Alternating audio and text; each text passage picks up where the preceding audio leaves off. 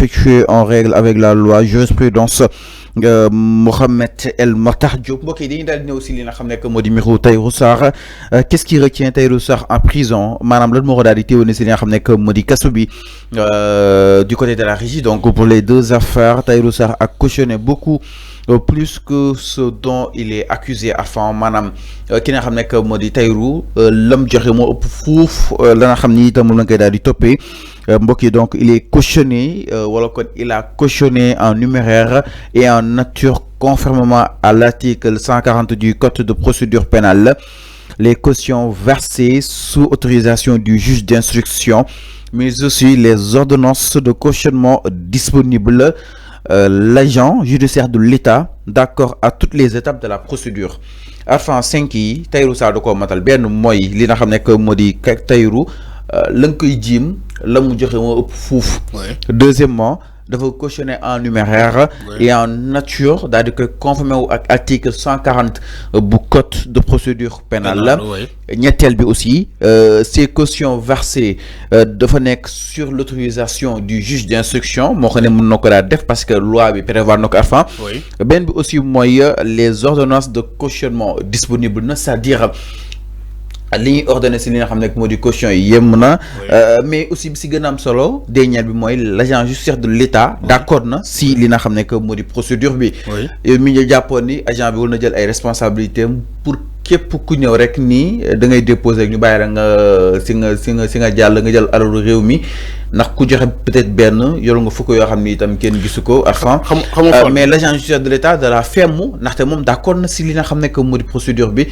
donc lan moo war a mën a téye li nga xam ne moo di justement Tahirou Sarr prison suñu sukkandiku si li nga xam ne moo di jurisprudence bu Mohamed El Makhtar Diop. Oui, il faut que aussi nga xam benn affaire. L'agent judiciaire n'est pas le juge. D'accord. Tu as compris. L'agent judiciaire de l'État n'est pas le juge. Il siège pas au niveau du pôle financier judiciaire. Bagnan Chabani est agent judiciaire de l'État. Moi, je règle wallum kopar digante l'État avec un citoyen ou bien une entité. Lolu moy ligéyam. Mais agent judiciaire de l'État do até kat. Il faut nga xam lolu. Quand il me dit que oui, l'agent judiciaire a accepté, d'accord, il a accepté. Maintenant, il reste l'appréciation du juge d'instruction. Vous le faites que au niveau du pôle financier judiciaire, l'agent dit athée. Donc ce pôle financier judiciaire là, moi apprécier les cautions déposées. Nous savons que peut-être caution était là ñu déposer, wala déposer nañ ko demb. Alors, vous nous déposez ces cautions là en espèces et en nature, conformément à la loi, comme tu le dis. Maintenant, il va rester à l'appréciation du juge. Les cautions qui ont été déposées, selon et conformément à la loi, comme tu l'as dit, est-ce que Warna me permettre une liberté provisoire en attendant une enquête? Attention, toutes les phases sont ressemblées. C'est-à-dire la procédure. Fallo, justice dafa am lu muy doxé. Malgré tout ce qui a été déposé, comme tu l'as cité, il reste l'appréciation. Le juge, il est libre d'apprécier les cautions qui ont été déposées. Ndax dina accepter d'accorder la liberté provisoire à Tahirou Sarr ou pas. Lolu yoon mo koy wax. Le juge dafa am lu ko teunk, il agit sous l'autorité de la loi. C'est pas l'agent judiciaire de l'État. L'agent judiciaire de l'État yoonam nekul ci até parce que il n'est pas un juge. Il faut nga xam lolu. C'est le juge moy apprécier, moy até. Point. Maintenant, on attend l'appréciation du juge du pôle financier judiciaire, le juge d'instruction. Vous faites qu'il accepte la caution qui a été déposée par Tahirou Sarr et conformément à la loi, vous faites qu'il a apprécié et jugé nécessaire d'accorder cette liberté provisoire. Il a aussi, malgré tout ce qui a été déposé, il y a un élément il faut que l'élément bobu dougu wala ba légui sama appréciation man koy basé ba légui doyul damay continuer qui se même lancé continuer enquête yi parce que malgré les cautions qui ont été déposées, même si vous faites que le juge est d'accord pour accorder une liberté provisoire, ñakul enquête bi dafay wéy di continuer. Il n'est pas dit que juge bu la maye comment de liberté provisoire mooy maanaam daf la seetalu la de parce que amul benn procès. Alors mais enfin quand on parle de la réduction des comptes, on parle justement ñu daal di joxewaat li nga xam ne que moo di koppar gi. defaat l'état des comptes. si réew mi ak li nga xam ne que moo di tolluwaay bi exactement. Alors donc on Tahirou Sarr qui c'est justement joxe li nga xam ni itam ëpp na. lañ koy ji même su nekkee dafa daw sax. enfin xaalisam mi ngi si li nga xam ne que moo di kanamu justice concrètement. donc aussi ak l'agent judiciaire de l'État peut-être il a constaté justement que ni lii war na mën a jëriñ dara état te itam lii war na mën a profité parce que un agent judiciaire mooy celui qui défend justement les intérêts de l'État du Sénégal. Ils ont trouvé justement cela en place mais tout le temps. Procureur bi tout le temps mooy ñëw dernier ressort parquet bi mooy ñëw chamboulé lépp ci kaw la Diop aussi on avait assisté justement à ce genre de situation même si ba Diop Ousmane Sonko nekk ci opposition bi kaw ñoom Cheikh Bara ñu bëri procureur moo ñëw opposé wu par rapport ak seen libération.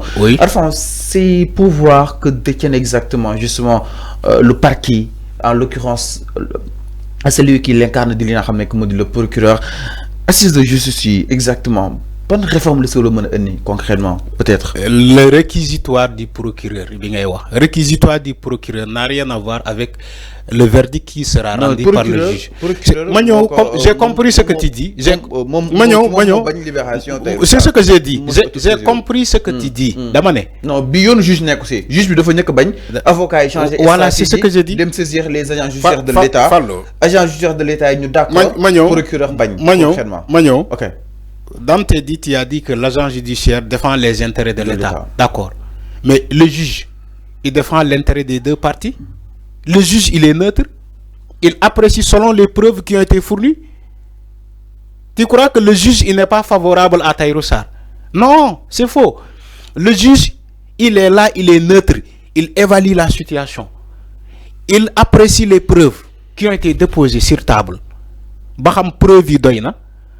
Voilà caution bu ñu fournir doy na.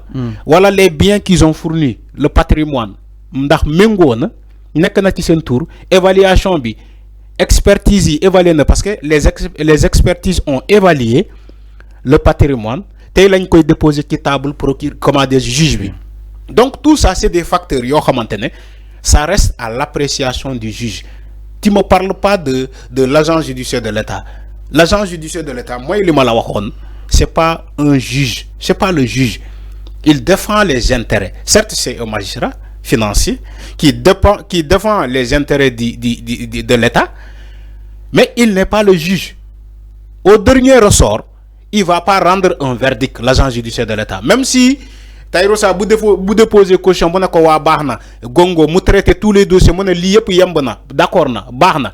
Mais cet agent-là, il ne va pas rendre le dernier mot. Le dernier mot, c'est le juge qui le rend, selon l'appréciation des preuves qui ont été fournies. Lola lay wax pour nga comprendre lolo. C'est pas difficile de comprendre. Donc, il ne faut pas tarder tellement le débat sur le procureur, le parquet financier. Non, c'est-à-dire le pouvoir du parquet, exactement. Le parquet. Parce que enfin, mais le parquet, concrètement, c'est-à-dire ses pouvoirs. Comment est-ce aujourd'hui pour voir mais il faut, comme l'Union il faut un juge des libertés. Pour wagner dans les procureurs, il faut la création d'un juge des libertés. Il l'a dit, face à la presse, il est revenu sur le juge des libertés. Tout ça, c'est les conclusions du rapport des assises de la justice.